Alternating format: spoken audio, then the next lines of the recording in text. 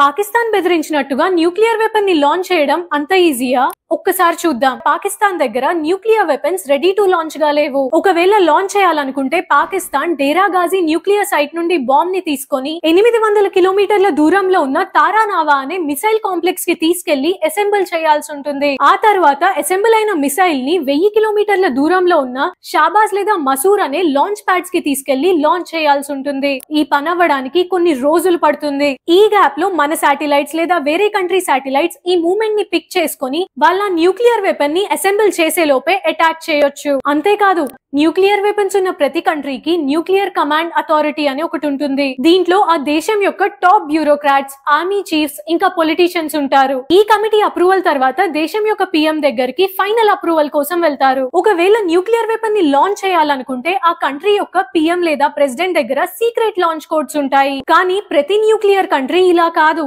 USA, Russia, China, France, UK ఈ countries లో weapon ని డైరెక్ట్ గా లాంచ్ చేయొచ్చు. వాళ్ళ దగ్గర అడ్వాన్స్ న్యూక్లియర్ వెపన్స్ ఉన్నాయి. ఫర్ ఎగ్జాంపుల్, ట్రంప్ ప్రమాణ స్వీకారం చేసినప్పుడు ట్రంప్ కి ఈ న్యూక్లియర్ ఫుట్బాల్ అని పిలువబడే ఒక సూట్ కేస్ నిచ్చారు. ఈ సూట్ కేస్ లో 5 వస్తువులు ఉంటాయి. ఒకటి, ఒక శాటిలైట్ ఫోన్. ఇది డైరెక్ట్ గా మిలిటరీ కమాండ్ సెంటర్ తో కనెక్ట్ అయి ఉంటుంది. తర్వాత 3 బుక్స్. దీంట్లో లాంచ్ ప్రొసీజర్ ఇంకా ప్రీ ప్లాన్ సైట్స్ గురించి కూడా ఉంటాయి. లాస్ట్ గా మోస్ట్ ఇంపార్టెంట్, ఈ బ్యాగ్ లో ఒక న్యూక్లియర్ బిస్కెట్ ఉంటుంది. దీంట్లో అన్ని సీక్రెట్ న్యూక్లియర్ కోడ్స్ ఉంటాయి. ఎప్పుడైనా న్యూక్లియర్ వెపన్ లాంచ్ చేసే సిచ్యువేషన్ వస్తే ప్రెసిడెంట్ ఈ సీక్రెట్ కోడ్ ని ఆర్మీ చీఫ్ కి చెప్తేనే ఆ న్యూక్లియర్ వెపన్ ని లాంచ్ చేయొచ్చు. సో న్యూక్లియర్ బాంబ్ ని లాంచ్ చేయడం అంటే పొద్దునే లేచి ఒక బటన్ నొక్కినంత సింపుల్ కాదు. ఇది చాలా కాంప్లికేటెడ్ ప్రాసెస్. దీని గురించి మీరేమనుకుంటున్నారో కామెంట్స్ లో తెలపండి. Follow for more.